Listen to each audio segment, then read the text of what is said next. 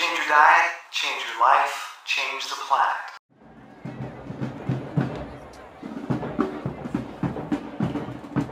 Hey everybody. First off, I want to thank you for the awesome conversations that are taking place on these videos in the comments and the emails that I've been getting as well. Really cool discussions taking place. Yeah, there's some not so cool discussions as well, but I guess you got to take the bad with the good. But I'm really grateful to see so many people coming together and talking about issues that don't often get talked about, and really opening up and sharing with each other. And I think it's awesome. So I encourage you to continue to do that. And I'm going to try to keep talking about these things. Not to be a whiner, because that's not what I'm doing. I'm talking about really important issues that need to be addressed, especially when so many of us are being shamed and bullied for feeling a certain way. I feel that this needs to be talked about. It needs to be discussed.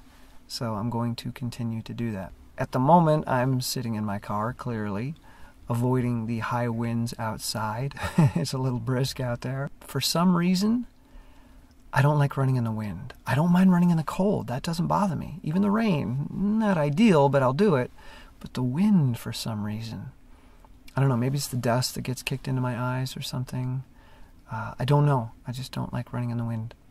So I'm just hanging out here, building up courage, building up little baby steps inside my brain until I finally have enough momentum to tip out the door. And as I'm sitting here, I notice this beautiful old sycamore tree in front of the former governor's mansion here at the Park McCullough estate. The trails here are called the Mile Around Woods, and it's my second favorite place to run in the Bennington area. My first, as I mentioned yesterday, is the Bluestone Road on Mount Anthony, and this is number 2, the Mile Around Woods. And it's the old estate of the governor. And it's all beautiful carriage paths and trails and fields, and I love it. Really, really cool. So as I'm looking at this sycamore tree, it just occurred to me that it's still beautiful even though it doesn't have leaves on. That most people think that Vermont is beautiful when the leaves are out, like it's the green mountain state. It's not the brown mountain state or the purple mountain state, because the mountains look purple in the distance. It's the green mountain state, but really we only have leaves on the trees here for 4 months. That's it. For 8 months of the year, the state is not green. It's brown, purple, or white. And we tend to focus on that green in life as well, and with people. There are people that are evergreen. There are people that never lose their leaves. There are people that are always on. For whatever reason, either they've got a brain that's just wired that way, or they haven't had a lot of tragedy, or they're not sensitive to a lot of the negative input that's coming in. I don't know. It's a combination of many different things, I'm sure. But there are some people that never drop their leaves. They're evergreens. And then there are people that drop their leaves when winter comes, when things start to get cold, when things start to get harsh. They drop their leaves to survive the winter. And this is a strategy that many of the trees in the Northeast have taken. When the going gets tough, drop your leaves. That way you can conserve water, you can conserve resources, and you can tough it out. And finally, at the end of May, when everything is right, you can pop the leaves out again, and there you go. Boom! Beautiful and bright. People are the same way. There are evergreen people and there are deciduous people. And unfortunately, our society celebrates the evergreen people, celebrates the people that never drop their leaves, celebrates the people that are always on, always up, always the life of the party. We celebrate the extroverts. We celebrate the people that can keep their needles on no matter what's going on outside. But for the people that drop their leaves at the slightest sign of danger, our culture looks at them as weak and inferior. But I'm looking at this sycamore tree, and there's nothing weak or inferior about it. It's big and bold and powerful and beautiful, with or without leaves. And this is the message that I'm trying to get across. Just because you don't have leaves on doesn't mean that you're not beautiful. And it doesn't mean that you're not strong, and it doesn't mean that you're not powerful. You're simply conserving resources. When the tough times outside change, you'll put the leaves back out, and they will be beautiful. And there's a reason they call Vermont the Green Mountain State, because when those leaves do come out, when that bright green roars across the landscape, you'll never forget it. It's stunning. And there's nothing wrong with the green of an evergreen, but it's nothing compared to the bright green that shows up on the maples and the beech and the ash. There is a time and a place for each of us.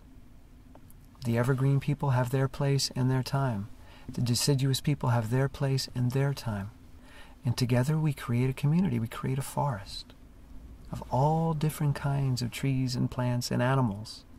But when the evergreens in that community shame the deciduous trees for dropping their leaves, and they call them names and tell them, get a leaf, come on, just get over it, put your leaves back on, stop being a baby, stop whining, stop complaining, just put your leaves out, come on, do it. They're not understanding that this is a different kind of tree with a different kind of physiology and a different response, different strategies. The deciduous tree didn't choose to be deciduous. It was born that way. The evergreen tree didn't choose to be an evergreen. It was born that way. Neither is better than the other. They're here after millions and millions of years of natural selection. They're both here, which means they both have an adaptation that has been successful. And the same goes for the human population. If sensitives were inferior, we wouldn't be here. But the fact that we are means that our strategy works. And the evergreen people, your strategy works too. In fact, there's more of you, but that doesn't make you better. It just makes you different. The world would be a very, very different place without deciduous trees and without sensitive deciduous people who drop their leaves and then shine again gloriously. So again, for those of you that think that shaming us is the best way to motivate us, realize this. The deciduous trees don't choose to drop their leaves. It's a physiological response to the conditions outside. And sensitive people that go into a depression do not choose this. It is a physiological response to the conditions outside. Nothing we can do about that. We can make certain choices once it has happened.